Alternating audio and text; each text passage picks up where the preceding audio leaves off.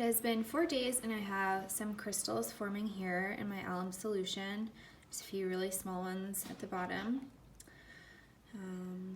The way we made the alum, for step 1, the aluminum reacts with alkaline solutions to produce hydrogen gas and an aqueous solution of potassium tetrahydroxyaluminate. During this step, we added KOH to the aluminum and noticed gas bubbles while the aluminum dissolved into solution, which was black. And we used vacuum filtration to remove the solid impurities, and we're left with our solution of potassium tetrahydroxyaluminate. For step 2, we slowly added an acid, sulfuric acid, to our solution, which led to the precipitation of solid aluminum hydroxide. This is because hydroxides are insoluble unless they're in compounds with alkali metal cations or calcium, strontium, barium. So in this reaction, the potassium tetrahydroxyaluminate loses a K+ and an OH in neutralization reaction of sulfuric acid. In the next step, more sulfuric acid is added to neutralize the basic aluminum hydroxide. The neutralization also leads to the dissolving of aluminum hydroxide. And to help with the precipitation, to help dissolve the precipitate, we added heat by placing the solution on a heating surface.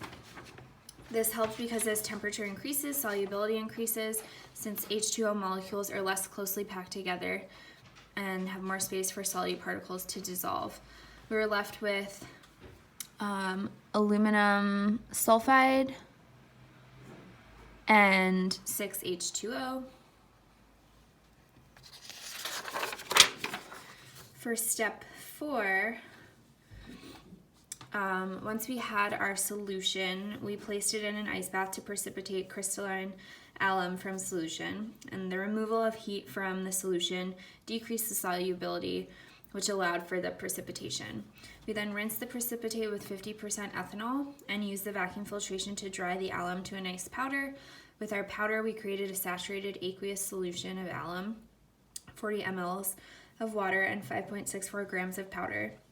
We then gravity filtered this and placed 20 milliliters into 2 separate vials, and then we brought them home for observation. Let's see. That step. And so what's the big picture? Acid-base chemistry and solubility rules were the most important parts of this lab. We used acids and bases to dissolve, precipitate, neutralize. We also had to be aware of solubility rules for the formation of precipitates. How would we grow crystals of sodium chloride? To prepare sodium chloride crystals, we would simply use table salt and prepare a saturated salt solution using high heat for maximum solubility. And we would pour the saturated solution into a clean container and let it slowly evaporate. This would be much easier because sodium chloride you can just buy in a store, and we're less interested in the process of how to derive a compound. We could just go exactly to the source and then make that concentrated solution. Let's see. For another way to grow a crystal, as a source I used minsocam.org, which is the Mineralogical Society of America, and I was looking around for ideas on what to say for this part, and I found this review, which is High Temperature and High Pressure Crystal Chemistry. So I decided to talk about growing crystals under high pressure. We formed our crystals by allowing solvent to evaporate slowly, leaving behind crystals of alum. Another way to form crystals is to do so under very high pressure. And to find more information about this, I went to the aimslab.gov, which elaborated on how crystals are formed from high pressure. And they state that the seed of the crystal, the first molecules that are grouped together, allow other molecules to gather around it. These molecules allow for molecules and atoms in the surroundings or the solution to break off and join onto the seed, adding to the formation of the crystal.